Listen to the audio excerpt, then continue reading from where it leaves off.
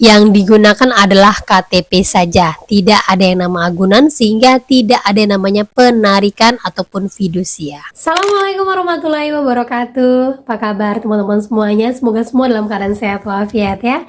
Diberikan kesehatan, kelancaran serta kemudahan dalam segala urusan apapun itu. Hari ini semangat kita makin kita kuat mental. Oke teman-teman, kali ini saya akan membahas tentang resmi anggota Dewan Parlemen OJK baru saja dilantik. Operasi Desa langsung promoin pinjaman online kalahkan pinjol. Nah, apakah ini efektif? Kita akan bahas secara tuntas. Tapi sebelumnya, saya harapkan kalian semuanya sudah subscribe channel ini agar channel ini terus berkembang dan dapat memberikan informasi terbaik buat kalian yang gabay. Oke teman-teman, ini dia buat kalian.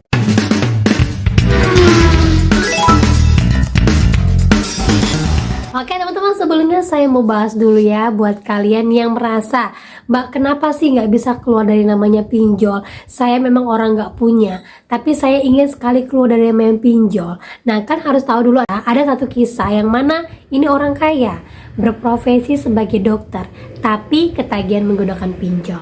Sama kayak adik ipar saya paling kecil, kena pinjol bolak-balik banyak banget. Kontrakan 4 pintu punya mertua dijual, dia punya apotek juga ludes. Awal-awalnya masih dibantuin, bayar 60 juta, 84 juta, 130 juta. Begitu terakhir 986 juta, hampir 1 miliar. Kakak-kakaknya lepas tangan semua. Ditanya buat apa, nggak mau bilang. Diancam sama suaminya, mau diceritain tapi nggak mau dibilang buat apa. Sampai mau bundir segala, nyilet tangannya padahal dia dokter. Sekarang dibawa pengawasan psikiater, kita nggak mau bantuin lagi, sudah bukan urusan kami, itu urusan suaminya. Nah itu dia teman-teman ya, jadi saya sampaikan bukan hanya kalangan menengah ke bawah, tapi kalangan atas pun sekarang sudah tergila-gila dan bahkan menjadikan pinjol sebagai donaturnya yang harus mereka gunakan setiap hari. Jadi jangan iri dengan kehidupan orang yang mungkin kalian lihat dia hedon, kalian lihat dia bahagia, kalian lihat dia mungkin jalan sana jalan sini, tapi bisa saja di belakangnya peleternya ataupun hutang pinjolnya sudah menumpuk, cuman mereka tidak mau aja mengungkapkannya ke publik. Jadi buat kalian yang tidak berani galbay, kalian akan seperti ini. Hutang yang awalnya cuma sedikit, tapi karena ketakutan ujung-ujungnya kalian menjadi ketagihan dan akhirnya hutang tersebut menumpuk dan tidak ada lagi yang mau peduli. Jadi kalau seandainya saat ini kalian galbay, tetapi banyak sekali orang di sekitar kalian yang tidak peduli dengan kalian, tidak usah pedulikan. Kalian tidak minta makan sama mereka, kalian tidak nyusahin mereka, berarti saya akan berusaha memperbaiki diri saya. Yang penting saya minta sehat saja sama Allah, gitu teman-teman ya.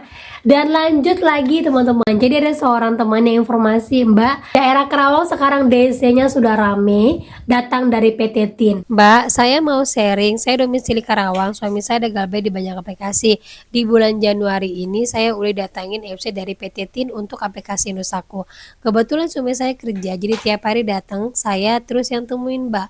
Biasanya kalau vendor itu ada sistem kontrak nggak ya dalam penagihannya? Saya selalu bilang nggak ada uang sama FC-nya. Menurutnya gimana Mbak? Nah itu dia teman-temannya. Jadi kalau masalah pinjol itu bekerja sama dengan pihak ketiga, kemungkinan kontrak mereka bisa saja berakhir. Karena apa?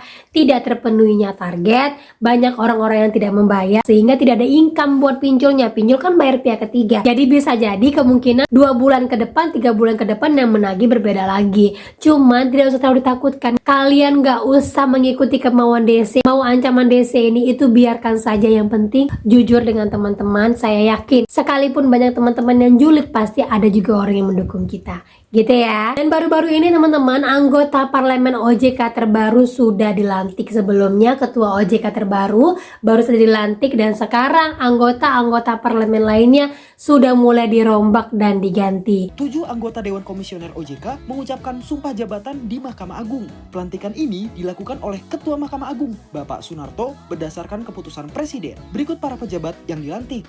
Ada Ibu Friderika Widyasari Dewi sebagai Ketua Dewan Komisioner OJK. Kemudian ada Bapak Hernawan Bekti Sasongko sebagai Wakil Ketua Dewan Komisioner OJK.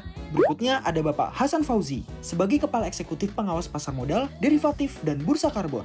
Selanjutnya, Bapak Adi Budiarso sebagai Kepala Eksekutif Pengawas Inovasi Teknologi Sektor Keuangan, Aset Keuangan Digital, dan Aset Kripto OJK. Selanjutnya ada Bapak Diki Kartikoyono sebagai Kepala Eksekutif Pengawas Perilaku Pelaku Usaha Jasa Keuangan, Edukasi, dan Pelindungan Konsumen OJK. Selanjutnya, Bapak Thomas A.M. Jiwandono sebagai ADK ex officio dari Bank Indonesia. Selanjutnya, Bapak Juda Agung sebagai ADK ex officio dari Kementerian Keuangan. Pengucapan sumpah jabatan ini menandai kelanjutan proses pengisian jabatan strategis di lingkungan Dewan Komisioner OJK. Nah, yang menjadi permasalahan di sini adalah bersamaan dengan itu ternyata Kopdes Merah Putih, Koperasi Merah Putih langsung meluncurkan promo mereka yang mana memberikan bunga 6% untuk kalian yang mau melakukan pinjaman. Dan informasinya Kopdes ini akan mengalahkan yang namanya pinjol. Lawan rentenir Kopdes Merah Putih siap kasih pinjaman bunga 6%. Nah, di sini Menteri Perekonomian mengungkapkan bahwa siap memberikan pinjaman dengan bunga rendah 6% per tahun sehingga masyarakat bisa terhindar dari praktik rentenir hingga pinjaman online ilegal.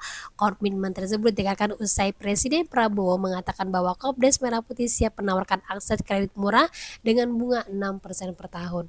Berarti di sini bisa kita simpulkan bahwa pinjol legal akan sulit sekali diberantas ataupun dimatikan kalau bukan dari pinjolnya itu sendiri yang mengungkapkan bahwa mereka bangkrut. Karena apa? Yang diberantas ini pinjol ilegal dengan bermunculnya yang namanya Kopdes Merah Putih. Tapi jangan salah teman-teman, karena di sini diungkapkan bahwa Koperasi Merah Putih ini wajib menggunakan yang namanya agunan atau jaminan. Namun disesuaikan dengan aturan pemerintah tahun 2025, agunan tidak selalu berupa fisik, bisa berupa aset usaha dan dijamin oleh negara dan dengan plafon hingga 3 miliar. Jadi jangan salah teman-teman ya, bukan diberantas tapi makin dikembangkan. Nah, kalau kita bandingkan dengan pinjol nih, saya coba cari di App Store ya. Untuk Adapundi sendiri, di sini diinformasikan bunganya itu 10,8% dibagi 12, artinya dalam setahun jadi sebulan 0,9%. Lebih rendah dari koperasi desa, tapi Adapundi tidak ada yang namanya agunan. Ini saya bukan mempromosikan pinjol ya, saya ingin kalian melihat sisinya sebenarnya apa sih yang dibangga-banggakan dari koperasi ini. Nah, di Akulaku sendiri dia memiliki bunga 0,6% setiap bulan, yang mana ini masih sangat tinggi dibanding dengan koperasi desa yang mana 6% dalam setahun, yaitu berarti sebulan 0,005. Tapi di Akulaku tidak ada yang namanya jaminan. Lanjut lagi ada kami yang bunga paling tinggi dari semua pinjol yaitu 1,42% selama 1 bulan, yang mana ini lebih tinggi daripada yang lainnya dan lebih tinggi daripada koperasi. Tetapi ada kami, tidak ada DC lapangan dan tidak ada agunan. Nah, di sini saya ingin menunjukkan sama teman-teman semuanya yang artinya apa? Bahwa sekalipun diberi kemudahan, bunga dan segala macamnya, Koperasi Merah Putih itu memiliki agunan. Yang pertama, DC lapangan pasti ada. Yang kedua, dan yang ketiga masuk ke dalam slik OJK. Serta apa? Yang namanya agunan, kalau kita tidak bayar otomatis itu akan disita. Beda dengan pinjol teman-teman ya. Yang digunakan adalah KTP saja, tidak ada yang nama agunan sehingga tidak ada yang namanya penarikan ataupun fidusia. Yang pinjol ilegal dan legal saja luar biasa seperti ini penagihannya, apalagi koperasi. Sudah pernah kan dengar banyak orang-orang yang disekap, banyak kejadian-kejadian yang mengerikan. Contohnya saja lah Mekar. Bagaimana penagihan Mekar itu? Luar biasa mengerikan kan?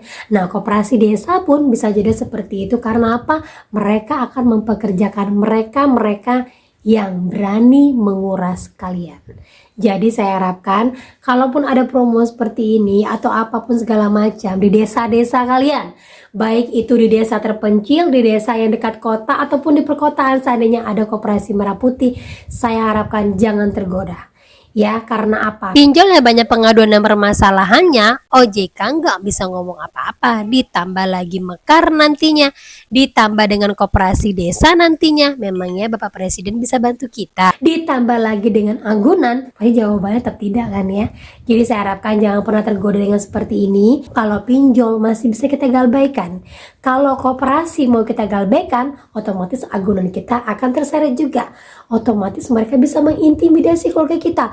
Nggak usah dipungkirin, banyak kejadian-kejadian pinjaman di koperasi. Cukup dengan pinjol kalian bermasalah, jangan lagi tambah dengan koperasi desa. Dan kita harapkan bapak-bapak OJK di atas sana yang baru dilantik, bapak-bapak tolong bekerja dengan baik Pak. Banyak sekali masyarakat sekarang yang terjerat pinjol tapi tidak ada andilnya dari OJK, bahkan terkesan membiarkan karena memang ini bisnisnya OJK. Mudah-mudahan kalian semuanya yang masih gue lubang tutup lubang mulai sadar diri, yang masih gabay makin kuat, dan yang belum menggunakan pinjol jangan tergoda.